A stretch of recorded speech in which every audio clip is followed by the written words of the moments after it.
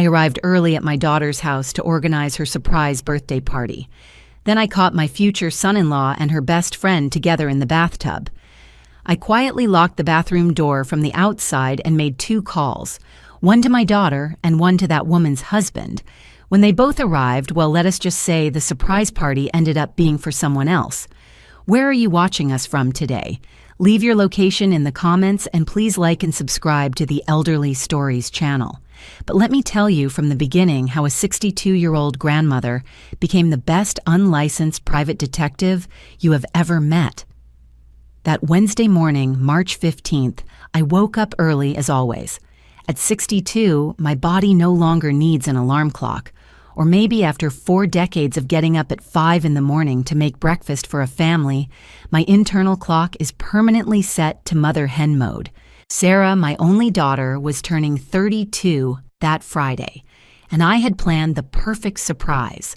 Well, as perfect as a surprise can be when your daughter is a digital marketing executive who probably already checked her calendar and noticed the suspicious pattern of calls between her friends.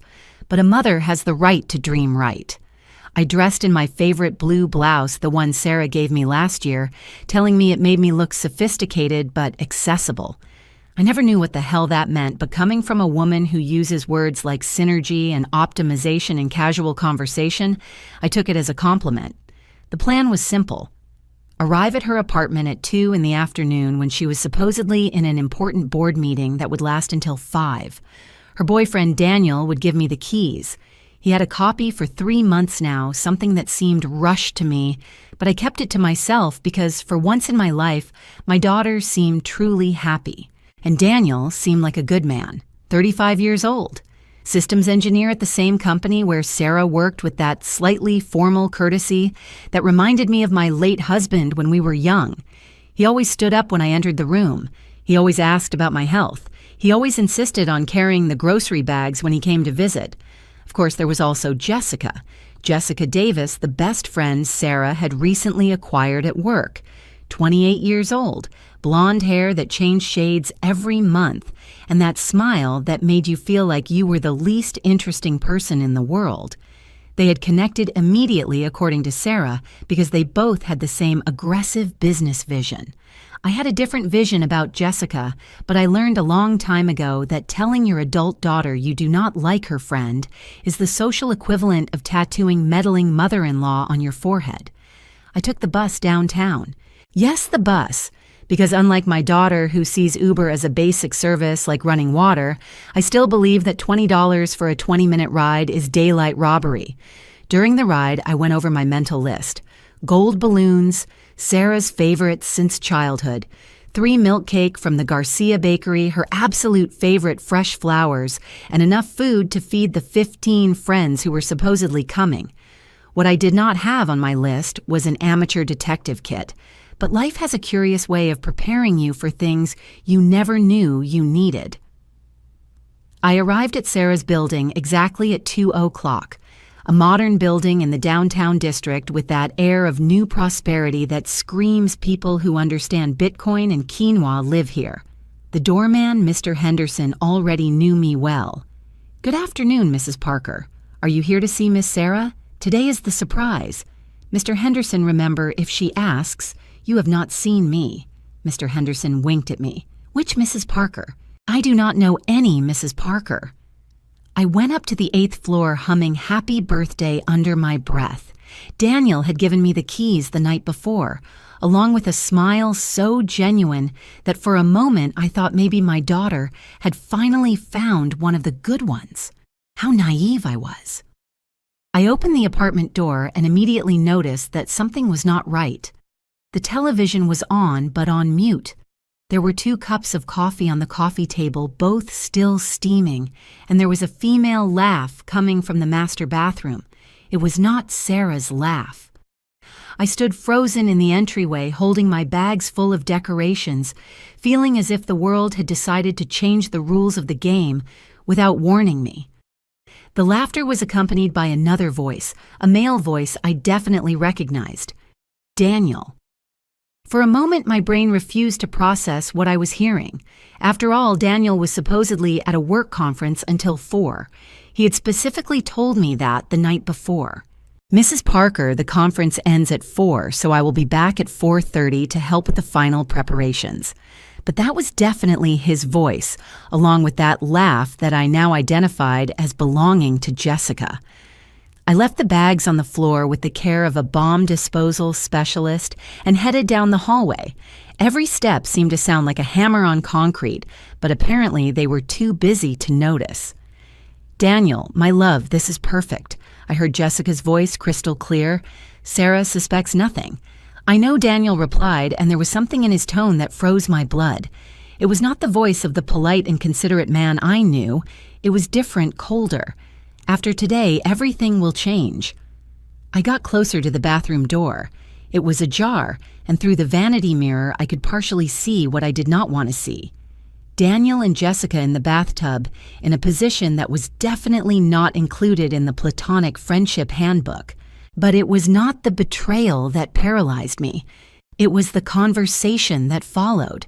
"Do you think it has been enough time?" asked Jessica. "Yes, it has been 4 months.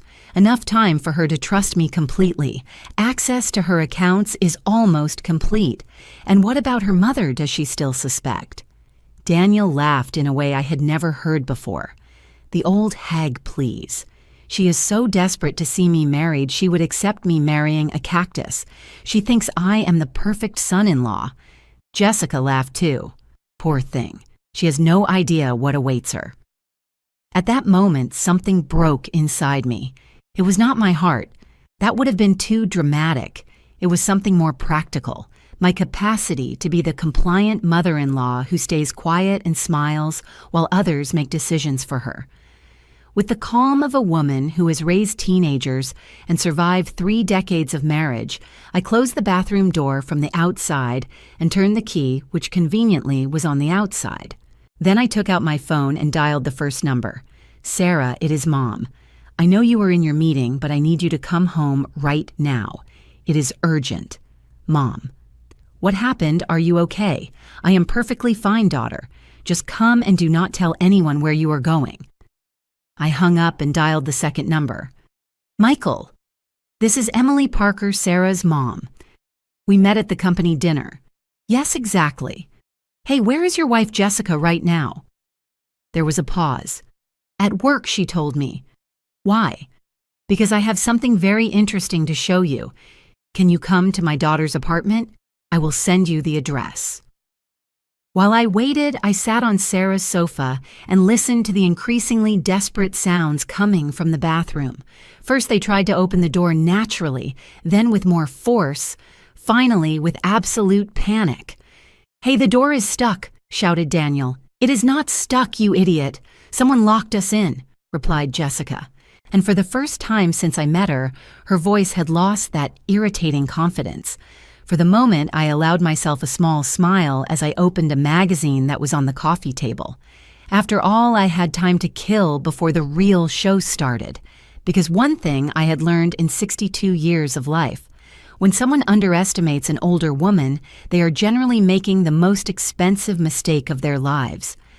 Let me tell you how we got to this situation, because the story of a betrayed woman always starts long before the moment of betrayal. My daughter Sarah was born on March 17, 1991, after 8 hours of labor that I swear my husband Ralph would need psychological therapy for the rest of his life. From the moment they put her in my arms, I knew this girl was going to be different. While other babies cried for hunger, Sarah cried for scheduling. If I did not give her the bottle at exactly the same times every day, she threw tantrums that could be heard 3 blocks away. By age 2, she had already organized her toys by color, size, and frequency of use. At 5, she corrected me when I used the wrong grammar. Ralph used to joke saying our daughter had been born with a built-in agenda and an inefficiency detector. I simply prayed she would not decide to rearrange the whole house according to her standards of perfection. When Ralph died in a car accident 7 years ago, Sarah was 25 and had just finished her master's degree in business administration. Instead of collapsing like any normal person, she put on her most formal black suit for the funeral and announced she would take charge of the situation. Mom, she told me that same night while organizing her father's life insurance papers with the efficiency of a certified accountant.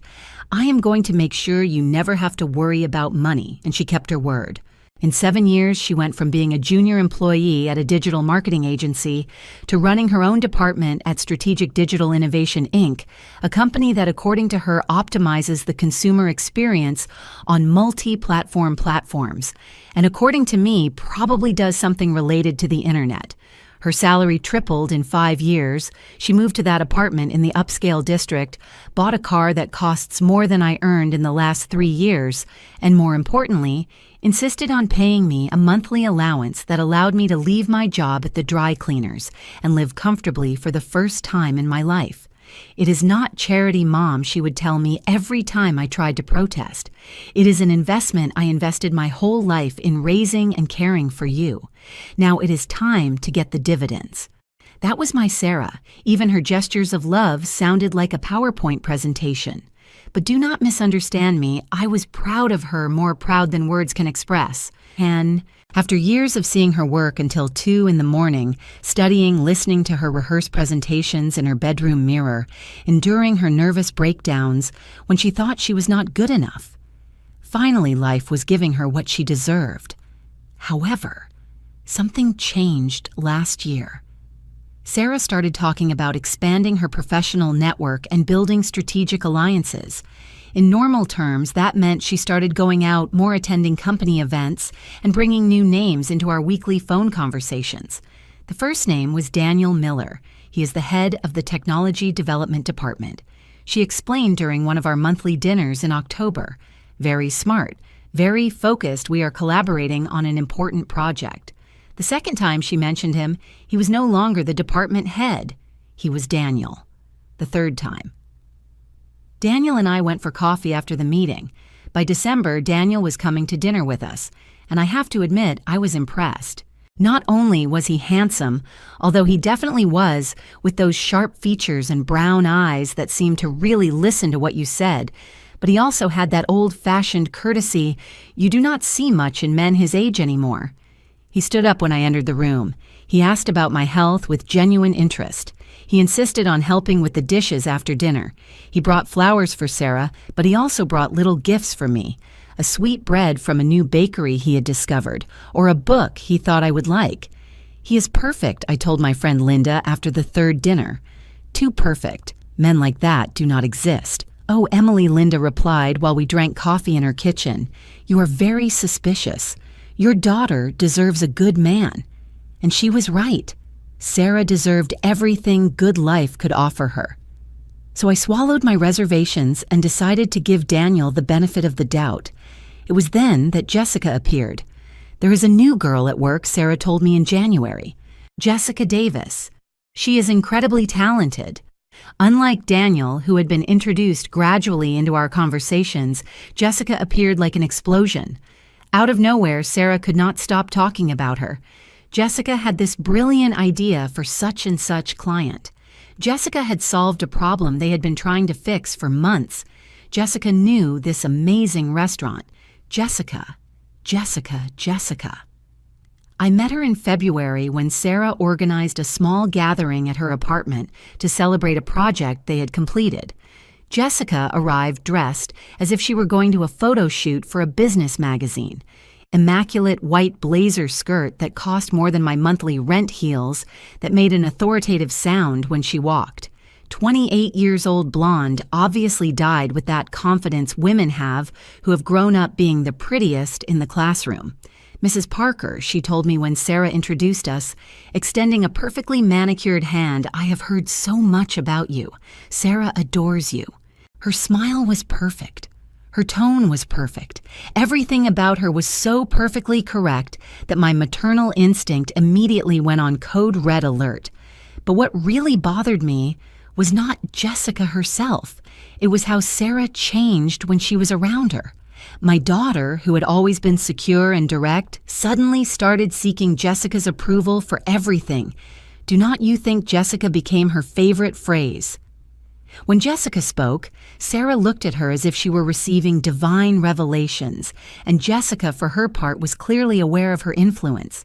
"Sarah, dear," she would tell her with that condescending tone she used when speaking to me. "You should update your wardrobe. Those blouses are very conservative for someone in your position. Oh, Sarah, you have to start frequenting places where the right people are. You cannot advance in your career if you only socialize with, well, you know, I was included in that, well, you know." When I tried to talk to Sarah about my reservations, I was met with resistance I had never seen in her. Mom Jessica is my friend and my colleague. She is trying to help me. Honey, I'm just saying that maybe. Mom, with all due respect, Jessica understands the modern corporate world in a way that it is different from your experience. That conversation was in February. By March, Jessica was practically part of the family, even though I had never received a formal invitation to accept her as such. And then something interesting happened. Daniel and Jessica met during a joint department meeting in early March. According to Sarah, they connected immediately over process optimization strategies, whatever that means. "It is wonderful," Sarah told me on the phone that night. "My two favorite people from work are getting along so well." Suddenly, all group outings included Daniel and Jessica. All dinners at home included Daniel and Jessica. All of Sarah's conversations included anecdotes about how brilliant this new alliance between her two favorite colleagues was. I watched from a distance, serving them coffee and pretending to smile while Daniel explained technical aspects of some project to Jessica, and Jessica gave him advice on how to position himself strategically within the company. There was something in the way they looked at each other that unsettled me. But every time I tried to define what exactly it was, I came to the conclusion that maybe I was the one seeing things where there were none. After all, what did a 62-year-old woman know about modern professional dynamics? But now, sitting on my daughter's sofa, listening to her desperate screams from the bathroom, I realized my maternal instinct had been right all along. The difference was that now I had the proof, and more importantly, now I had a plan. Michael Davis arrived exactly 15 minutes after my call, and by the way he was sweating and breathing, it was evident he had run from his car to the elevator. "Mrs. Parker," he said as soon as I opened the door, "is everything okay? Where is Jessica?" Michael was completely different from his wife. Where Jessica was polished and calculated, he was genuine and a bit unkempt. 32 years old civil engineer with hands that showed he actually worked with them, and that direct way of speaking that needs no corporate filters. "She is here," I told him, with the calm of a woman who had just discovered she had a master's degree in drama without knowing it. "But before you see her, I need to explain something to you." The screams from the bathroom had stopped 5 minutes ago. Now normal voices were heard, probably because they had exhausted all their obvious options and were trying to formulate a plan. "I do not understand," said Michael, looking around the apartment. "Jessica told me she would be working late today. What is she doing here?" "That's exactly the right question, Michael." I guided him to the sofa and poured him a glass of water. "When was the last time you spoke to Jessica today?" "This morning, before leaving for work. She told me she had an important presentation and would arrive home late." Michael frowned. "Mrs. Parker, you are making me nervous. What is happening?" Before I could answer, we heard the sound of keys in the main lock. Sarah had arrived. "Mom," she shouted from the entrance. "Where are you? What is so urgent?" "In the living room, my love," I replied. "Come, there is someone I want you to meet." Sarah appeared in the hallway in her work suit, and that expression of controlled worry she put on when something interrupted her carefully planned schedule. She stopped dead when she saw Michael. "Hello," she said with that automatic courtesy she uses with strangers. "You are Michael Davis," he replied, standing up to shake her hand. "Jessica's husband." I saw confusion cross Sarah's face like a storm cloud. Jessica's husband. But what is he doing here? Where is Jessica? That, I said, getting up from the sofa, is an excellent question. I walked toward the hallway leading to the bathroom, followed by Sarah and Michael. The sounds from the bathroom had returned. Now they were whispering urgently, probably trying to coordinate a story. "Jessica." I said loudly toward the closed door. "Your husband is here." The silence that followed was so absolute I could hear the kitchen wall clock ticking the seconds. "My husband?" Jessica's voice sounded strangled. What are you doing here, Michael? I came because Mrs. Parker called me," replied Michael. And there was an edge to his voice that hadn't been there 5 minutes before. "She told me she needed to show me something about my wife." Mom Sarah grabbed my arm. "What is happening? Why is Jessica in my bathroom? Why can she not come out?" Because I said with the satisfaction of a woman who can finally tell the truth without worrying about the consequences, she is inside there with Daniel. I watched the information process in Sarah's brain. First confusion, then gradual understanding, finally complete horror. With Daniel, my Daniel, your Daniel, I confirmed. I have been here 30 minutes listening to their conversation. And let me tell you, daughter, what I heard goes far beyond simple infidelity. Michael had turned pale. "Jessica, is it true? Are you in there with another man? Michael, can I explain?" Jessica's voice had lost all its corporate authority. Now she sounded like a little girl who had been caught stealing candy. "Daniel," said Sarah toward the door, and her voice was so cold it reminded me of her father when he was really angry. "Do you have something to say?" Sarah Daniel started, but his voice faded out. Apparently, all his charms worked better when he was not literally trapped in a bathtub with another man's wife. "Before you start with your explanations," I interrupted, "there is something else you need to know." I took out my phone and opened the voice recording app. "Michael, Sarah. I want you to listen to this." I pressed play on the recording I had made during the last 30 minutes. My voice was heard clearly. "Jessica, do you think it has been enough time?" "Yes, it has been 4 months. Enough time for her to trust me completely. Access to her accounts is almost complete." The silence in the hallway was deafening. Michael leaned against the wall as if he had received a physical blow. Sarah looked at me with a mix of horror and admiration. "Go on," I said, and let the recording continue. "And what about her mother? Does she still suspect?" Daniel laughing. "The old hag, please. She is so desperate to see me married she would accept me marrying a cactus. She thinks I am the perfect son-in-law. Poor thing. She has no idea what awaits her." When I finished the recording, Michael was shaking with fury and Sarah had gone completely white. "Access to my accounts," whispered Sarah. "Daniel, what are they talking about?" "It is complicated," started Daniel from the bathroom. "It is not complicated," shouted Michael. "It is theft and adultery." He started pounding on the bathroom door. "Jessica, open this door right now." "Michael, calm down," I said, putting myself between him and the door. "Before you do something you might regret, there is more information you need to have." "More information." Sarah looked at me as if she were seeing a stranger. "Mom, what else do you know? I know Daniel has been obtaining information about your finances for months. I know Jessica has been manipulating you to distance you from the people who really love you." I turned toward the bathroom door. "And I know you too have gravely underestimated the old lady who discovered you." Mrs. Parker said Daniel, and for the first time his voice sounded desperate. "This is a misunderstanding." "A misunderstanding," I repeated. "Is it also a misunderstanding that you are naked in my daughter's bathtub with a married woman?" Michael made a sound that was half sob, half roar of fury. 5 years of marriage," he murmured. 5 years. Michael said Jessica from the bathroom, and now she was crying. "Please let me explain. Explain what he asked. Explain how you have been planning to steal money. What do you want to explain?" "Jessica." Sarah sat heavily on the hallway sofa. "I cannot believe this.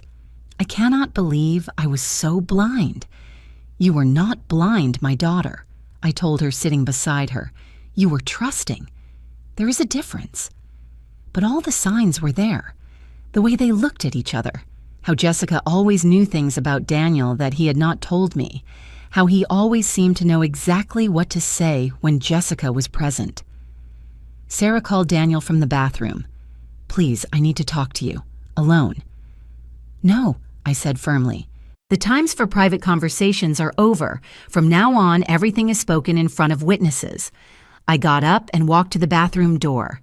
Daniel, Jessica, I am going to make you a proposal. You can come out of there when you have told me exactly what your plan was, the whole plan without omitting details.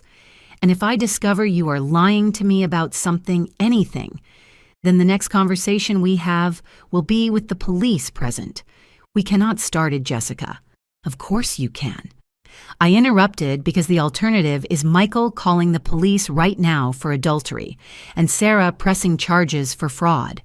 And believe me, after what I heard today, I have all the evidence I need to ruin your lives for the next 10 years, Mom whispered. Sarah, did you really record all this? I showed her my phone. 43 minutes of clear evidence, including the part where they discuss accelerating the timeline because the old lady is starting to suspect. Michael looked at me with an admiration I did not expect. Mrs. Parker, you are incredible. I am not incredible. Michael, I am just a mother who knows her children well enough to know when something is wrong. From the bathroom came the sound of urgent murmurs. Daniel and Jessica were obviously coordinating their response. You have 30 seconds, I announced, before Michael calls the police and Sarah calls her bank to report fraudulent activity on her accounts. Okay, shouted Jessica. We will tell you everything, I repeated, starting with how much money you have stolen already.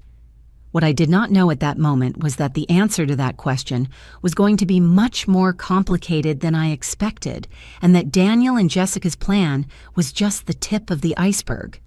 Because when they started talking, I realized my discovery of the day had saved Sarah from something much worse than a simple financial scam.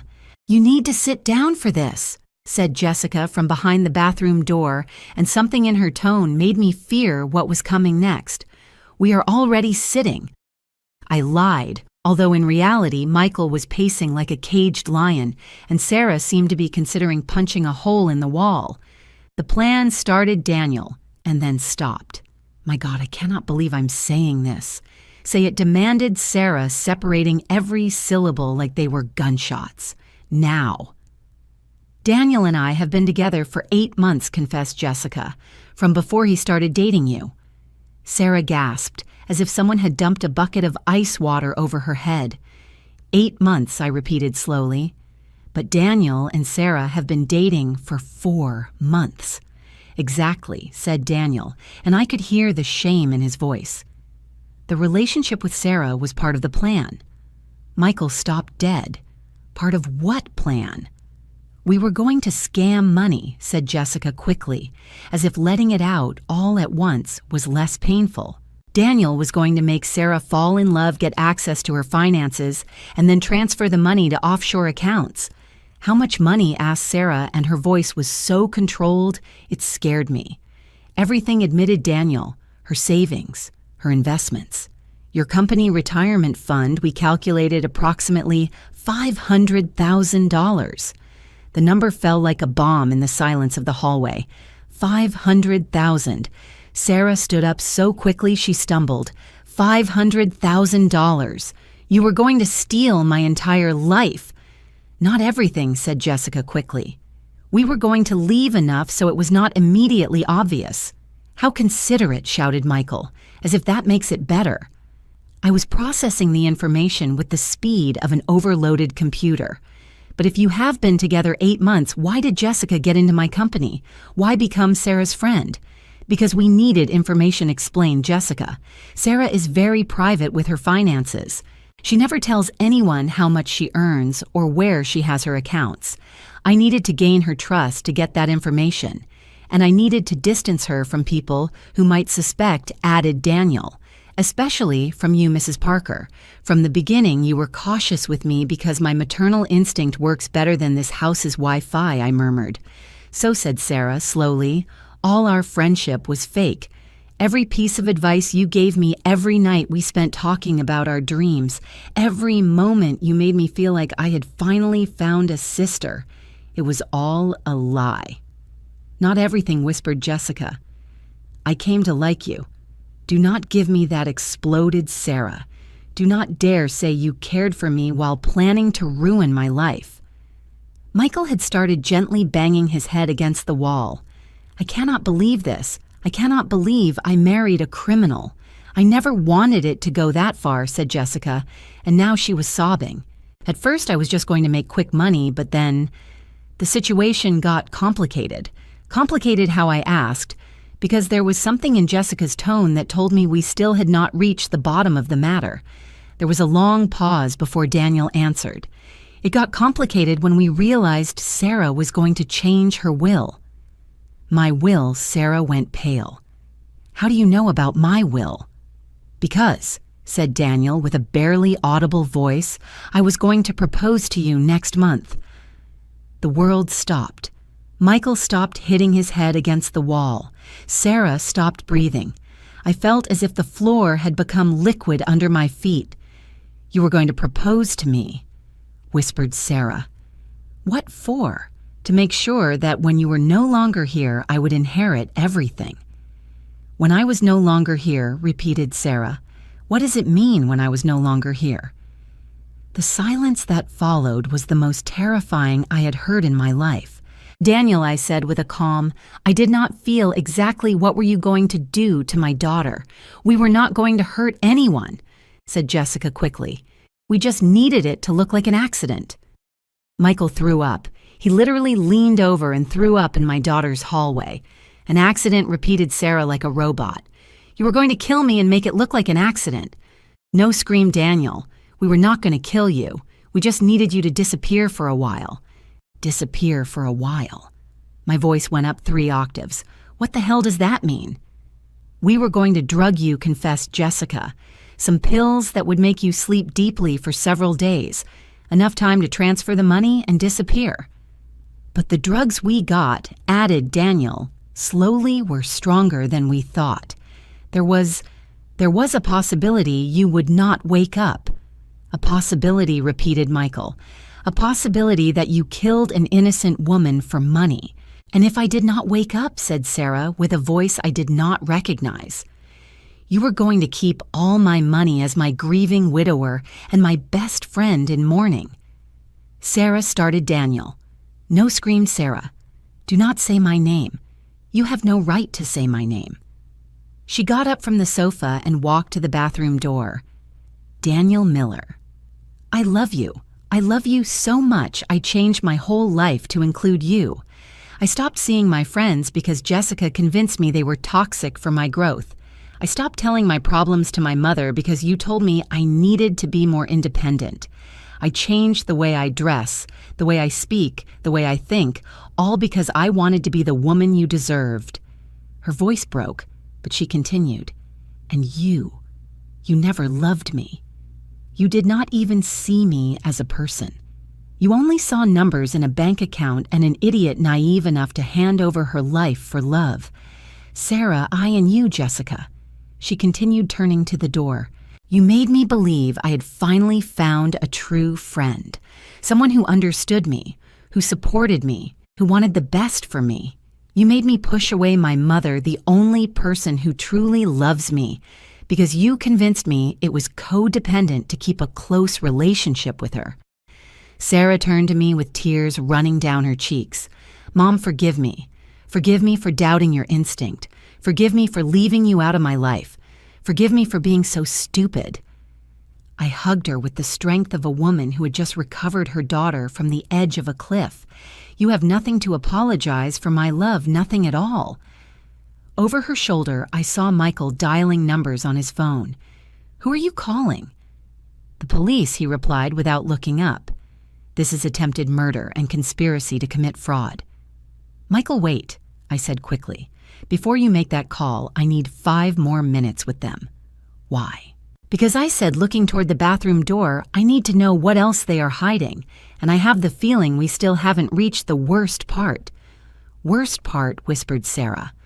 "What can be worse than this?" "I do not know my daughter, but after 30 years of being a mother, I have learned that when someone confesses something terrible, it is generally because they are trying to hide something even worse." I walked to the bathroom door and put my hand on the cold surface. "Daniel, Jessica, I'm going to ask you a very simple question, and if you lie to me, I swear on my husband's memory, you are going to spend the next 20 years in jail." I waited a moment for the weight of my words to settle. Are there other victims? The silence that followed told me everything I needed to know. Other victims. Daniel's voice sounded as if he had swallowed ground glass. "What do you mean? Do not play dumb with me," I replied with the patience of a woman who had just discovered her tolerance for lies had permanently run out. "You two did not wake up one day and decide to scam my daughter. This is too well planned, too coordinated. How many other women have you done this to?" "Mom," whispered Sarah, "do you think I was not the first? Honey, scammers do not start with $500,000 plans. They start small and raise the stakes." I got closer to the bathroom door. "Jessica, how many best friends have you had in the last 2 years?" There was a murmur of urgent conversation behind the door before Jessica answered. 3, she finally admitted. Before Sarah. There were 3. Michael dropped onto the sofa as if someone had cut his legs. 3. Have you been doing this for years? And Daniel, I asked, how many girlfriends have you had that you casually met through work? The same 3, said Daniel, and for the first time since this confession started. He sounded genuinely ashamed, but with them we did not get that far, define that far. With the first one, Linda Ramirez, we only got $5,000 before she realized something was wrong. She realized how asked Sarah. Her brother was an accountant, explained Jessica. He checked her finances and realized there were strange transfers. Linda broke up with Daniel immediately, and the other 2, I insisted. Lucy Vargas continued Daniel. We got $25,000 from her, but her ex-boyfriend kept in touch and started asking uncomfortable questions about me. And the third, Patricia Mendoza, said Jessica, and there was something different in her voice. With her, we got further. How much further, asked Michael, and I could hear he already knew he did not want the answer. $90,000, admitted Daniel. And we almost got married. Almost, I repeated. What happened? There was another long pause. Patricia had an accident, said Jessica finally. The air in the hallway became thick, like gelatin. What kind of accident? Asked Sarah with a voice that seemed to come from very far away. Did she fall down the stairs of her apartment? Explained Daniel. The night before our wedding. My God, screamed Michael. You killed her. No, protested Jessica. It was a real accident. Patricia had been drinking because she was nervous about the wedding. She tripped over her own feet. And casually, this happened after you had already transferred her money, I asked. Not all the money, said Daniel defensively. Only what we had been able to access up to that point. Patricia survived, added Jessica quickly. She was in a coma for 3 weeks, but she survived, although she had brain damage. Brain damage, repeated Sarah as if the words were in a foreign language. Mild Daniel rushed to clarify. Short-term memory problems, difficulty concentrating, nothing that cannot be handled. And you guys took off while she was in the hospital, asked Michael. We canceled the wedding out of respect, said Jessica. And the audacity of those words took my breath away. We said it was too painful to continue after the tragedy. But you kept her money, I observed. Patricia does not remember the transfers, admitted Daniel. The brain damage affected her memory of the weeks before the accident. I sat on the hallway floor because my legs could no longer hold me. Let me see if I understand this correctly, I said slowly. You have scammed 4 women. The first one, you stole $5,000. The second, $25,000. The third, $90,000. And the third ended up with permanent brain damage. But it was an accident, insisted Jessica. A real accident. And now I continued. You came to my daughter with a plan to steal $500,000 and possibly kill her in the process. We were not going to kill her, protested Daniel. The drugs were just going to make her sleep. The same drugs that were stronger than you thought, asked Sarah. The same drugs you admitted might not let me wake up. It was a minimal risk, said Jessica. We calculated there was only a 10% chance. That 10% screamed, Michael. You were willing to accept a 10% chance of murdering an innocent woman. And after Sarah, I said, because my brain had started connecting patterns that terrified me. Who came next? Did you already have the next victim in sight? The silence was deafening.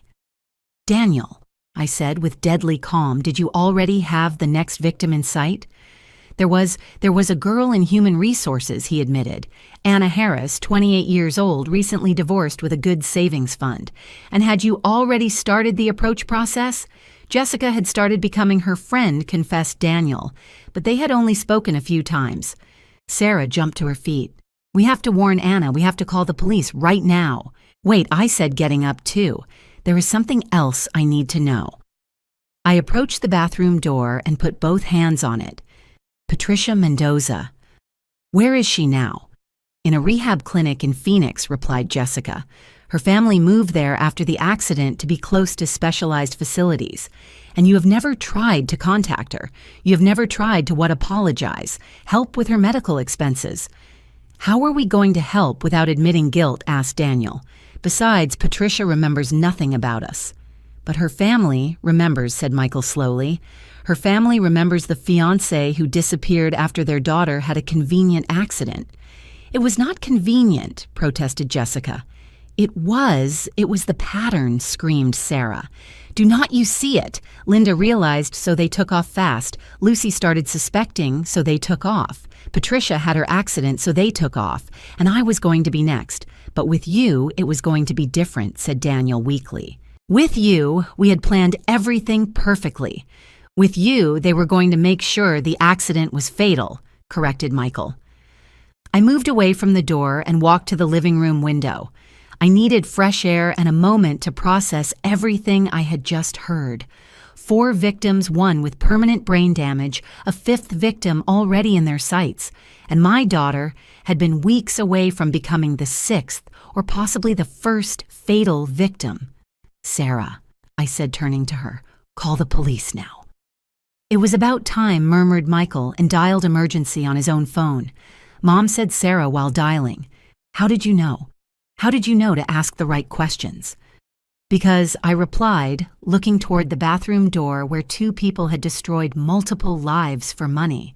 After 62 years in this world, I have learned that when someone lies to you about something small, it is generally because they are hiding something big. And because I added more softly, a mother always knows when something is trying to hurt her children, even when her children do not know. While we waited for the police to arrive, I could not help thinking about Patricia Mendoza in Phoenix, fighting every day with the consequences of an accident that maybe had not been as accidental as everyone thought. But that, I decided, would be an investigation for after Daniel and Jessica were safely behind bars. For now, I had to focus on the fact that my daughter was alive. She was safe. And she had learned one of life's most important lessons, that sometimes the most dangerous people are the ones who tell you exactly what you want to hear. The sound of sirens in the distance told me that justice finally was on its way. The police arrived exactly 17 minutes after our calls, time that Daniel and Jessica used to beg, threaten, and finally try to negotiate from their makeshift prison in the bathroom. Mrs. Parker Daniel had said 5 minutes earlier, we can reach an agreement, we will return all the money we took from the other victims. With what money, I had responded, I bet you already spent it on expensive clothes and romantic vacations. I had been correct. When officers Lewis and King arrived at the apartment, the first thing they noticed was the incongruity between 2 supposedly successful professionals locked in a bathroom and a 62-year-old grandmother who had strategically outsmarted them. Ma'am, said Officer Lewis after I explained the basic situation, are you telling me you stopped 2 scammers by yourself? I did not stop them, I clarified while handing them my phone with the recordings. I just held them until you could arrive to do your job. Officer King, a young man probably not much older than Sarah, listened to the recordings with an expression that went from skepticism to horror in the course of 5 minutes. This is solid evidence, he said finally. "Do you have any additional documentation?" "I have this," I said, handing him a folder I had prepared while we waited. During the last 20 minutes, I had been meticulously documenting everything: times, names, dates, and every detail Daniel and Jessica had confessed. Yes, I am obsessive with organization. It is a charming defect I inherited from my mother, and that apparently turns out useful when you are building a criminal case. Mrs. Parker said, "Officer Lewis, after reviewing my notes, would you consider working for the department? Because this documentation is better than that of many professional investigators." "Thank you, but I already have a full-time job being a grandmother detective," I replied, although apparently it is more dangerous than I thought. When they finally opened the bathroom door, Daniel and Jessica came out with the dignity of two wet raccoons. Jessica immediately started crying and asking to speak to a lawyer. Daniel, to his limited credit, stayed silent until they put the handcuffs on him. "Sarah," he told me while the officers took him out of the apartment. "I am sorry, I really am sorry." My daughter looked at him with a coldness I did not know she possessed.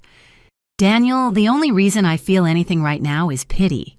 Pity because you are so pathetic that you needed to hurt innocent women to feel successful." Those were not the words of the sweet and trusting Sarah I had raised. They were the words of a woman who had learned in the course of 2 hours that people can be much crueler than she had ever imagined. After they took Daniel and Jessica away, we stayed silent in Sarah's apartment.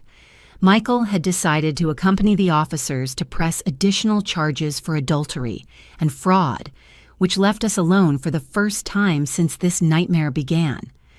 Mom said Sarah sitting on her sofa and looking around the apartment as if it were the first time she saw it. "I am scared. Scared of what my daughter. Scared that I can never trust anyone again.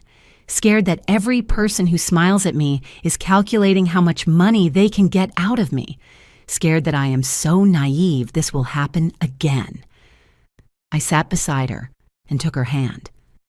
"Sarah, do you know what the difference is between being naive and being trusting?" "No. A naive person does not learn from their mistakes. A trusting person learns to trust better." I looked her directly in the eyes. "You are not naive. You are a victim of people who are experts in manipulation. But I should have seen the signs." "What signs?" "That Daniel was polite. That Jessica seemed like a good friend. That both behaved exactly like two normal people developing a genuine friendship with you." Sarah sighed. "When you put it like that, besides," I added with a smile, "now you have something you did not have before." "What?" "A mother who has proven to be quite good at detecting liars." I leaned back on the sofa, and who clearly has no problems confronting them when necessary. Sarah laughed for the first time in hours. "Mom, you are incredible. The way you handled all this was like seeing a professional detective in action. 62 years of life experience, my daughter.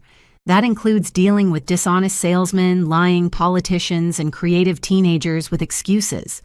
I winked at her. "Daniel and Jessica were amateurs compared to the time your cousin Lupita tried to convince me she had been studying at the library when she had been seen kissing Robert behind the church. We were laughing when my phone rang. I did not recognize the number. "Mrs. Parker, this is Detective Ruiz from the Special Investigations Department. I need to speak with you about the case you reported today." "Sure, Detective." "What do you need to know? I would prefer to discuss it in person. Can you come to the station tomorrow morning and bring all the documentation you have on Daniel Miller and Jessica Davis?" "Of course." "Can I ask why the Special Investigations Department is interested in this?" There was a pause before she answered. "Because, Mrs. Parker, we believe your discovery today has exposed something much bigger than a two-person operation." After hanging up, I looked at Sarah, who had been listening to my side of the conversation. "Mom, what do you think that means?" I thought about the meticulous details of Daniel and Jessica's plan, the way they had calculated exactly how much money was worth the risk, their specific knowledge about different types of drugs, and their effects, the careful progression from small to large victims. I think, daughter, that Daniel and Jessica were not working alone. What do you mean? I mean, the plan was too sophisticated, too professional. Someone was teaching them, someone with experience. Sarah went pale. Do you think there are more people like them? Not just more people like them, I said, getting up to close the curtains. Suddenly, I felt as if someone might be watching us. I think there is a whole organization of people like them, and now they are looking for us. I do not know, I admitted, but tomorrow we are going to find out. That night, Sarah slept at my house for the first time since she had moved to her apartment. Not because I had asked her to come, but because she appeared at my door at 11 at night with a suitcase and tears in her eyes. I cannot be alone in that place, she told me. Everything reminds me of him. I installed her in her childhood room, which I had kept exactly the same since she left. While I prepared the sheets that smelled of lavender, I realized that for the first time in years, my daughter needed me. Not for money, not for career advice, not for validation about her life decisions. She needed me for the most basic and fundamental thing, safety. And while I listened to her crying quietly in her room for the man she thought loved her, for the friend she thought understood her, for the innocence she had lost in the course of an afternoon, I made a decision. If there was a bigger organization behind this, if there were more people hurting women like my daughter, I was going to find them. After all, now I had experience being a detective, and unlike Daniel and Jessica, I really knew how to protect the people I loved. The police station at 8 in the morning was exactly as depressing as I expected. Coffee that smelled like wet cardboard fluorescent lights that made everyone look like corpses, and the kind of tense silence that suggested no one had slept enough. Detective Ruiz turned out to be a woman of about 45 years, with short gray hair and the kind of direct look that told me immediately she tolerated no nonsense. Mrs. Parker, she told me when I sat in front of her desk, I want to thank you for the documentation you provided yesterday. It was exceptionally detailed. You are welcome, Detective. What have you found out? Several interesting things. She opened a folder and took out photographs. Do you recognize any of these people? The first two photographs were obviously Daniel and Jessica, but taken in different contexts. Daniel wearing an expensive suit at what looked like a formal event. Jessica on a beach in a bikini that probably cost more than my monthly rent. When were these photos taken, I asked. Daniel at a corporate event in Miami 6 months ago. Jessica in Vegas 3 months ago. Detective Ruiz looked at me carefully. Did your daughter mention if they had traveled recently? Daniel told Sarah he was saving money to buy a house. Jessica told her she was paying off debts from her previous divorce. Both lies, obviously. She took out more photographs. The following photos made me feel physically sick. Daniel and Jessica in expensive restaurants and luxury hotels on what were clearly expensive vacations. But they were not alone. Who are the other people in the photos? That is the million-dollar question. Detective Ruiz pointed to an older couple in one of the photographs. Meet Robert and Claudia Stevens. He is 55, she is 52. Supposedly, they are business mentors. Supposedly. In reality, we believe they are running a romantic scam school. I felt as if someone had dumped ice in my stomach. A scam school, an operation that teaches young, attractive couples how to scam single people with money. Detective Ruiz took out a diagram. It works like this. The Stevens identify potential victims. People with good jobs, significant savings, and vulnerability aspects recently divorced deaths in the family's social isolation.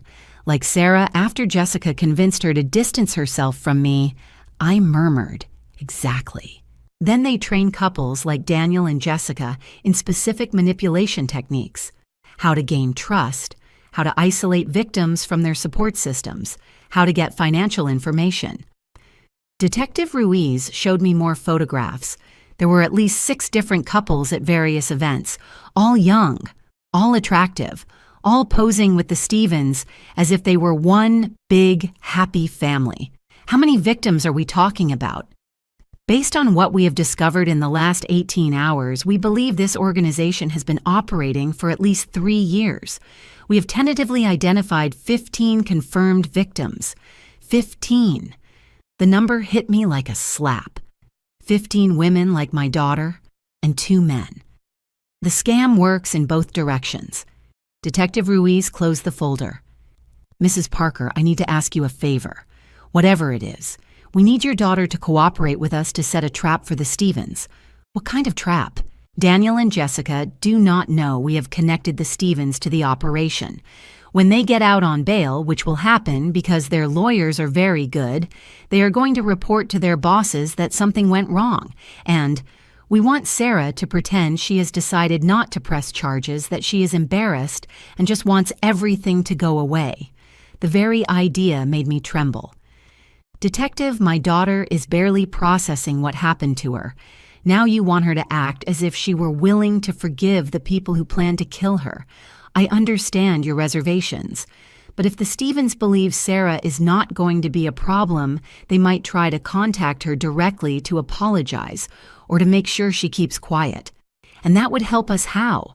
Because it would give them the opportunity to incriminate themselves to admit knowledge of the entire operation.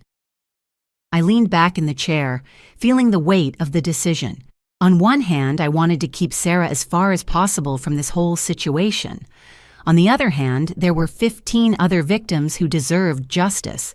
Detective, what happened to Patricia Mendoza, the woman who ended up with brain damage? Detective Ruiz tensed up. What makes you think we know something about Patricia Mendoza? Because I said, with the patience of a woman who had already suspected the answer. When people like Daniel and Jessica casually mention someone had a convenient accident, it generally means the accident was not so accidental. We are investigating Patricia's case. Her doctors always thought her injuries were inconsistent with a simple fall down the stairs, meaning she was pushed, meaning her injuries suggest she was hit with something before falling. I closed my eyes and counted to 10, trying not to imagine my Sarah in Patricia's place. Detective, if I accept that Sarah cooperates with you, I need guarantees. What kind of guarantees? Guarantees that she will never be alone with any of these people. Guarantees that you are going to arrest the Stevens before they have a chance to hurt anyone else. And guarantees that my daughter is going to have protection until this nightmare is over. I can give you all those guarantees, Mrs. Parker. And if something goes wrong... Detective Ruiz looked me directly in the eyes. If something goes wrong, Mrs. Parker, it will be because I made a mistake. And I promise you, I am not going to make mistakes when it comes to your daughter's safety. There was something in her tone that told me this investigation was personal for her too. Detective, is there something you are not telling me? My younger sister was a victim of a romantic scam 2 years ago. Different organization, but the same type of manipulation. She lost her college savings and took months to recover emotionally. Did you catch those responsible? No. They took off before we could gather enough evidence. Detective Ruiz leaned forward. This is my chance to make sure this does not happen to anyone else. I understood her completely. After all, I had spent the last 24 hours feeling exactly the same determination. Detective talked to Sarah. If she is willing to help, I support her decision. But on one condition. Which one? I am also going to be involved in this operation, not as a passive observer, but as an active participant. Mrs. Parker, that is irregular. Detective, I interrupted. Yesterday, I proved I am quite capable of handling professional scammers, and I know my daughter better than any trained officer. What are you proposing exactly? I am proposing you use me as the element the Stevens are never going to see coming, because I bet in 3 years of training scammers, they never taught them how to deal with a protective Mexican mother who has decided the time for being polite is over. Detective Ruiz smiled for the first time since we started talking. Mrs. Parker, I like your style very much. Sarah agreed to cooperate with the investigation, but only after making me promise I would be present every step of the process. Mom, she told me while we ate in my kitchen that night, if we are going to do this, I need to know my support system is solid. And you are my support system. I have always been your support system, my daughter. Only for a while you let other people convince you that you did not need me. I am never going to make that mistake again, she promised. Detective Ruiz's plan was relatively simple. Sarah was going to return to work on Monday and act as if nothing had changed. If anyone asked about Daniel and Jessica, she was going to say it had all been a misunderstanding, that she had decided not to press charges and she just wanted to move on with her life. The key, explained Detective Ruiz, during our Friday afternoon meeting, is to appear vulnerable, but not suspicious, as if she were embarrassed by the whole situation and wanted it to disappear. It is not going to be hard to act embarrassed, admitted Sarah, because part of me really is embarrassed to have been so gullible. That is exactly the attitude we need to project, said Detective Ruiz.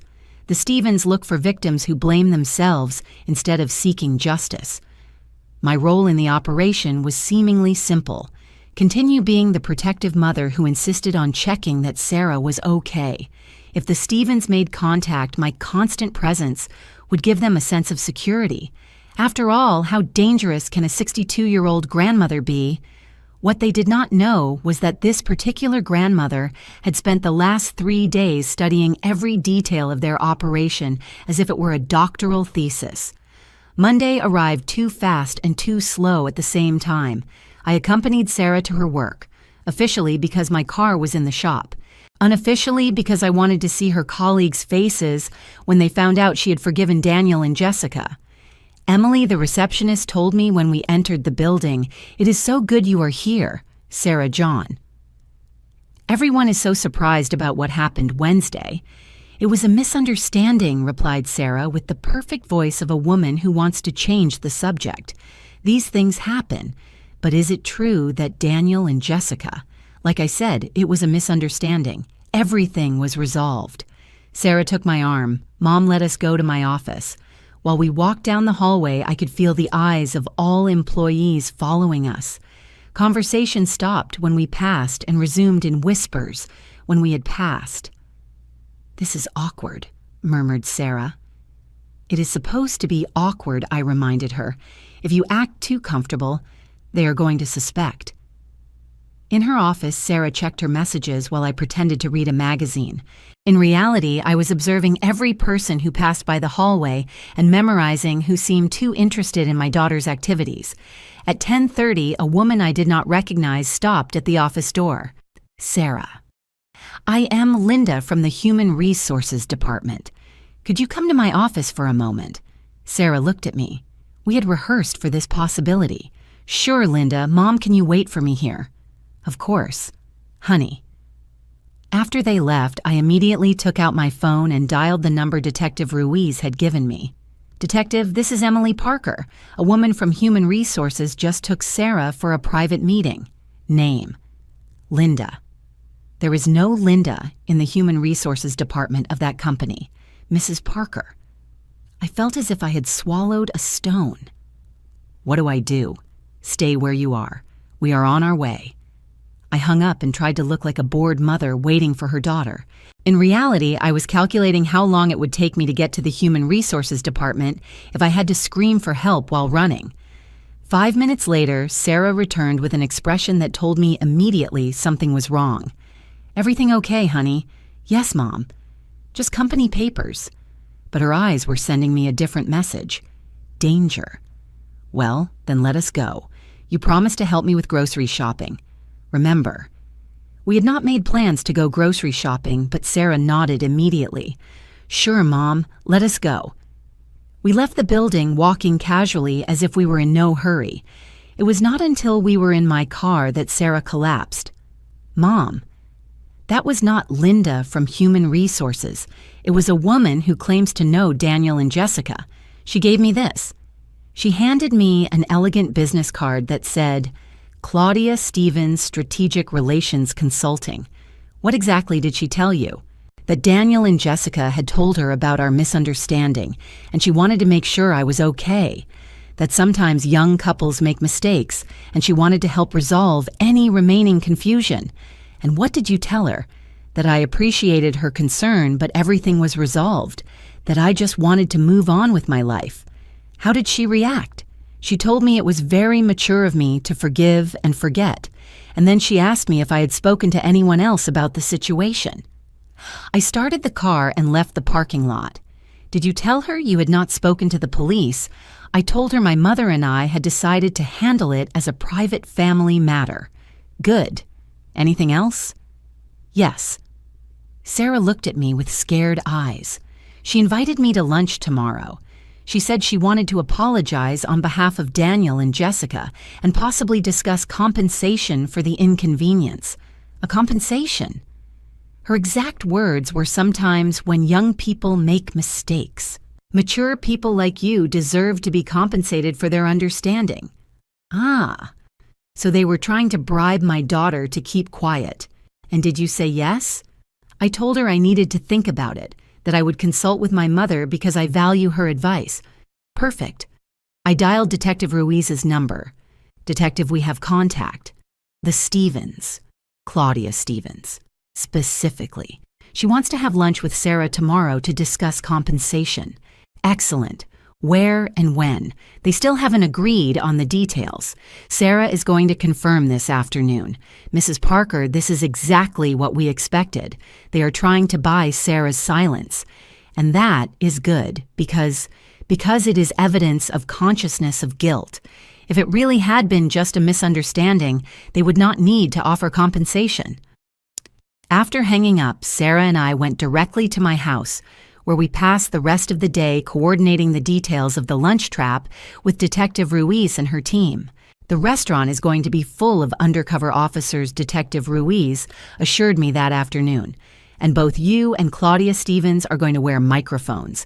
Am I going to wear a microphone too? Of course. You are going to be having lunch at a nearby table, pretending it is a coincidence you are in the same restaurant. And if Claudia recognizes me from the photos, there are no photos of you anywhere on Daniel and Jessica's social media. They kept their real lives very separate from their scam lives.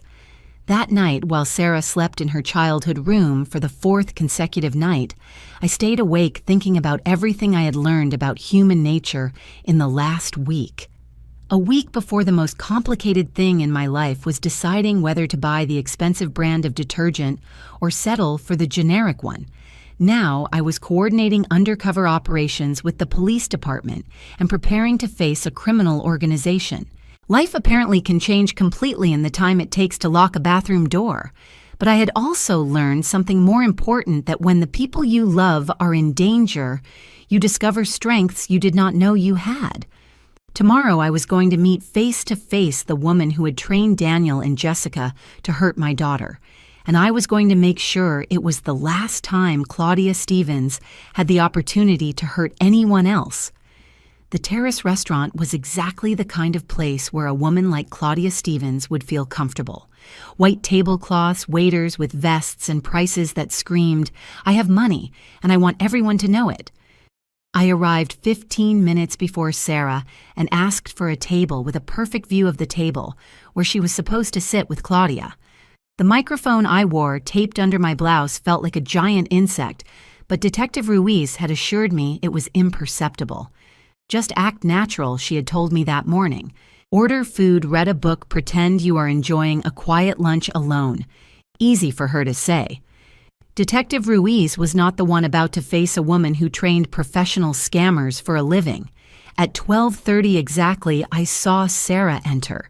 She looked perfect, nervous, but not terrified, well-dressed, but not too groomed like a woman who was trying to maintain her dignity after an embarrassing situation. Claudia Stevens arrived 5 minutes later. I recognized her immediately from the photographs I had seen at the police station, but in person, she was even more impressive. 52 years old, but she looked 40. Designer suit that probably cost more than my rent for 6 months. Perfectly styled hair and makeup that seemed to have been applied by a professional artist. She approached Sarah with the smile of a woman accustomed to people doing exactly what she wants. "Sarah, dear." I heard her say as they sat down. "Thank you so much for agreeing to see me. I know this must be hard for you." "I appreciate you coming, Mrs. Stevens," replied Sarah with the perfect voice of a woman who wants to be polite but keep distance, although I am not sure why it was necessary for us to meet. "Please call me Claudia." She leaned forward with a sympathetic expression. "And it is necessary because Daniel and Jessica are like children to me. When they make mistakes, I feel personal responsibility. From my table, I pretended to be reading the menu while straining to hear every word." Mistakes, asked Sarah. "Is that how you see it? Dear Daniel told me the whole story, how emotions got out of control, how an innocent situation was misinterpreted." Claudia took Sarah's hand over the table. "Sometimes young people confuse professional friendship with something more personal. I had to squeeze my napkin not to get up and scream at her to let go of my daughter's hand." "An innocent situation," repeated Sarah slowly. "Being naked in my bathtub is an innocent situation. Oh dear, I understand it must have been shocking to walk in and find that, but Daniel explained to me that they had been discussing Jessica's marital problems, and they got into the bathtub to have privacy, because your mother was in the apartment. Naked. Sometimes when people are very emotionally upset, they do not think clearly about propriety." Claudia let go of Sarah's hand and took her menu. "The important thing is it was just a misunderstanding, not a betrayal, and the plan to steal my money. Was that also a misunderstanding?" Claudia stiffened for a second so briefly I almost did not notice. "Plan? Dear, what are you talking about?" Daniel confessed they had a plan to access my bank accounts. "Oh, that." Claudia laughed as if it were the most ridiculous thing in the world. Daniel was trying to sound more important than he is. He had mentioned he wanted to help you organize your finances better after you got married. You know how men are. They always need to feel they are solving things. After we got married. Well, yes, Daniel was planning to propose to you. Did not he tell you? I saw how the information hit Sarah like a slap. For a second, her mask of calm slipped, and I could see the real pain in her eyes. "No," she said finally, "he did not tell me." Oh dear. Claudia leaned forward with a compassionate expression. It was not supposed to be like this. Daniel wanted it to be a perfect romantic surprise. "A perfect romantic surprise," repeated Sarah. "While he was having an affair with my best friend. It was not an affair. It was emotional confusion. Jessica was going through a difficult divorce, and Daniel was trying to be a good friend, a very good friend." Sarah Claudia took a more serious tone. "I understand you are hurt. Any woman would be. But do you really want to ruin the lives of two good people for a moment of poor judgment?" There it was, the first real attempt at manipulation. "I am not trying to ruin lives," replied Sarah. "I am just trying to process what happened. Of course, and that is completely natural." Claudia took her bag and took out an envelope. "But I also think you deserve compensation for the emotional pain they have caused you. Compensation. Daniel and Jessica have put together money to demonstrate how much they regret what happened. It is not much, but it is a gesture of good faith." Sarah took the envelope but did not open it. "How much? $50,000. I felt as if someone had set fire to my chair. $50,000 to buy my daughter's silence about a plan that would have resulted in her death. "It is a lot of money," said Sarah carefully. "It is what Daniel would have spent on the engagement ring," explained Claudia. "Figure it is as if he had bought the ring anyway, but now you can use the money for something you really need." "Like what?" "Well, you could take a vacation, get away from all this drama, or maybe invest in your career, take some additional courses. Or I could stay quiet about what really happened." Claudia laughed, but there was an edge to the sound. "Dear, what would you stay quiet about? We already agreed it was all a misunderstanding." "Of course," said Sarah quickly. "I was just, well, it is a lot of money. It makes me wonder if there is something else I should know." "Like what?" "I do not know." Have Daniel and Jessica had similar misunderstandings before? The change in Claudia was subtle, but unmistakable. Her smile became tighter, her eyes more calculating. Why do you ask that? Because if it is a pattern, maybe I was not the only woman who felt confused by their behavior. Sarah, I think you are overthinking this. Probably. It is just that my mother always tells me that if something seems too good to be true, it generally is. Your mother sounds very wise. She is. In fact, Sarah looked casually around the restaurant. I think that is her. Claudia followed Sarah's gaze directly to my table. Your mother is here. What a coincidence. Mom, come here. I got up from my table with the perfect surprise of a mother who accidentally meets her daughter in a public restaurant. Honey, what a coincidence. I walked to her table, watching how Claudia evaluated me quickly. I could see her calculations. Older woman, well-dressed but not expensive, posture that suggested confidence but not aggression. In short, exactly what she would expect from an ideal victim's mother. Claudia, let me introduce you to my mother, Emily Parker. Mom, this is Claudia Stevens. She is a colleague from work. Nice to meet you, Mrs. Stevens, I said, shaking her hand. The pleasure is mine, Mrs. Parker. Your daughter is a very impressive woman. That is what I have always been told. I sat in the empty chair without being invited. Excuse me for interrupting, but when I saw Sarah, I could not resist coming over to say hello. Do not worry, said Claudia. But I could see she did worry. In fact, I am very pleased to meet the woman who raised such a wonderful daughter. Oh, Sarah has always been special. Very trusting, very generous with people. I looked her directly in the eyes. Sometimes too generous. Well, generosity is a beautiful virtue in a young woman. Yes, I agreed. Although I have learned that some people confuse it with naivety. Claudia held my gaze without wavering. Fortunately, Sarah clearly has a mother who protects her well. I do what I can, although I must admit sometimes I worry about the people my daughter meets at work. Oh, why? Well, recently there was a situation with some of her colleagues that unsettled me quite a bit. Mom interrupted Sarah quickly. I do not think Claudia needs to hear about that. Actually, said Claudia, and now there was steel in her voice. I would love to hear a protective mother's perspective. It was at that moment I realized Claudia Stevens was not just a scammer. She was a predator who had decided I was a threat that needed to be evaluated. A protective mother's perspective, I repeated slowly, holding Claudia's gaze. It is quite simple, actually. Please share, said Claudia. And there was something in her tone that told me this conversation had stopped being about Daniel and Jessica. A protective mother learns to recognize certain patterns. I explained keeping my voice conversational. For example, when someone says something was a misunderstanding but offers $50,000 in compensation, it suggests that maybe the misunderstanding was not as small as they pretend. Claudia laughed, but the sound had nothing genuine about it. Mrs. Parker, I think you are misinterpreting the situation. Really, because from my perspective, it seems you are trying to buy my daughter's silence about something that goes far beyond simple infidelity. Mom, said Sarah nervously. Maybe we should. No, my daughter. I think Mrs. Stevens and I need to have an honest conversation. I leaned forward. Do you know what else experience taught me, Mrs. Stevens?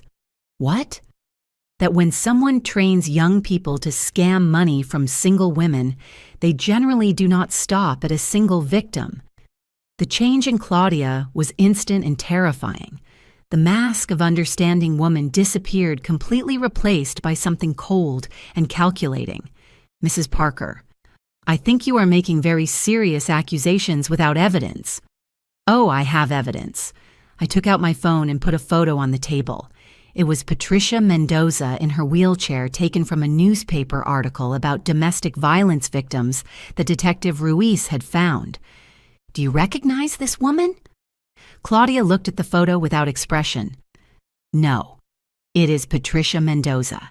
Daniel was engaged to her before she had her accident. I do not know what you are talking about, do not you? Because I have recordings of Daniel and Jessica talking about their pattern of victims. Linda Ramirez, $5,000. Lucy Vargas, $25,000. Patricia Mendoza, $90,000. And permanent brain damage. For the first time since I met her, Claudia looked genuinely surprised. Recordings. 43 minutes of complete confessions, including the part where they discuss their plan to drug my daughter and make it look like an accident. Claudia looked around the restaurant, clearly calculating her options. Even if that were true, it has nothing to do with me. Does not it? I smiled with all the sweetness of a grandmother offering cookies. Because I also have photos of Daniel and Jessica on multiple expensive vacations with you and your husband, and bank records showing transfers from the victims' accounts to companies controlled by you. This was a complete lie. I had no bank records. But Claudia's reaction told me I had hit the nail on the head. I do not know who told you those lies. No one told me anything, Mrs. Stevens. I discovered it myself. Do you know how? How? Because you made the mistake of underestimating a mother who knows her daughter well enough to know when something is wrong. Claudia stood up abruptly. This conversation is over. No, I said, also getting up. This conversation is just starting. It was then that all the customers at nearby tables got up at the same time, showing police badges. Claudia Stevens said, Detective Ruiz, appearing next to our table, "You are under arrest for conspiracy to commit fraud, money laundering, and assault with attempted murder."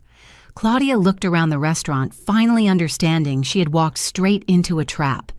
"This is entrapment," she said, while Detective Ruiz put the handcuffs on her. "No, Mrs. Stevens," I replied. "This is justice." "Did you get everything I asked, Detective Ruiz, while they took Claudia away?"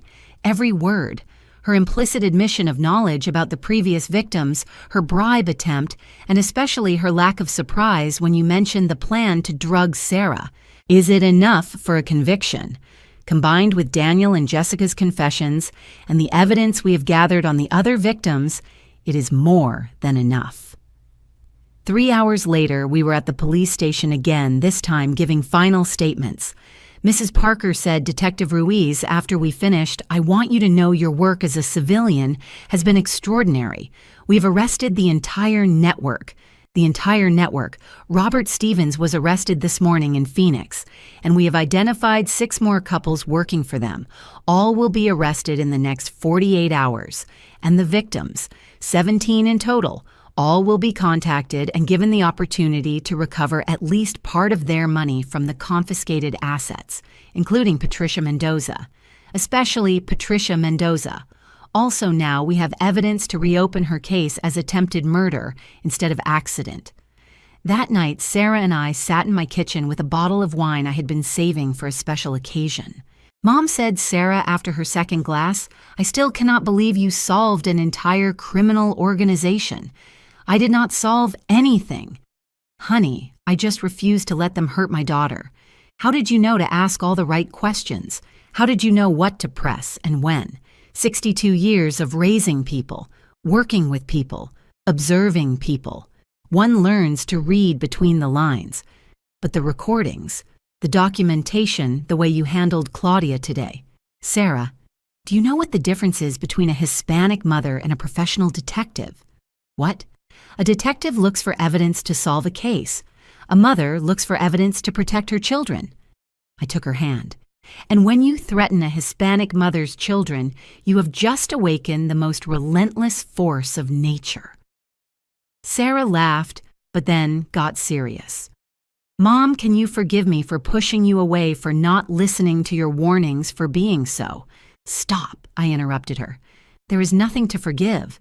You were a victim of people who are experts in manipulation. And besides, without their manipulation, I never would have had the chance to prove that a Mexican grandmother can be more dangerous than any professional scammer. What is going to happen now? Now you are going to go back to your normal life. You are going to make new friends, more carefully this time, but without fear. You are going to find love again, more wisely this time, but without cynicism. And what are you going to do?" I smiled. "I am going to go back to being a normal grandmother who worries if her daughter is eating enough vegetables. Just that." "Well," I admitted. Detective Ruiz mentioned the police department is considering a pilot program of civilian consultants for family scam cases. Did they offer you a job? They offered me the opportunity to make sure what happened to you never happens to another family. Sarah smiled for the first time in a week with pure happiness. Mom, I think you just found your true calling. 2 months later, I received a letter from Patricia Mendoza. She had recovered enough memory to remember fragments of what Daniel had done to her, and she wanted to thank me for helping bring her attackers to justice. Mrs. Parker, she wrote, "My family says you are the reason we finally have answers. I cannot remember everything that happened to me, but I remember the feeling that something was wrong. Thank you for listening to that feeling and acting accordingly." At the bottom of the envelope was a photo. Patricia in physical therapy, smiling while holding a painting she had created. The brain damage had affected her memory, but she had discovered an artistic talent she never knew she had. Sometimes she had written on the back of the photo, "Terrible things lead us to discover strengths we did not know we possessed." I put the photo on my refrigerator right next to a new photo of Sarah and me at her graduation from a self-defense course she had decided to take, because I had learned that the best gift a mother can give her daughter is not to protect her from all the bad things in the world, but to teach her that she herself has the strength to face anything life presents her.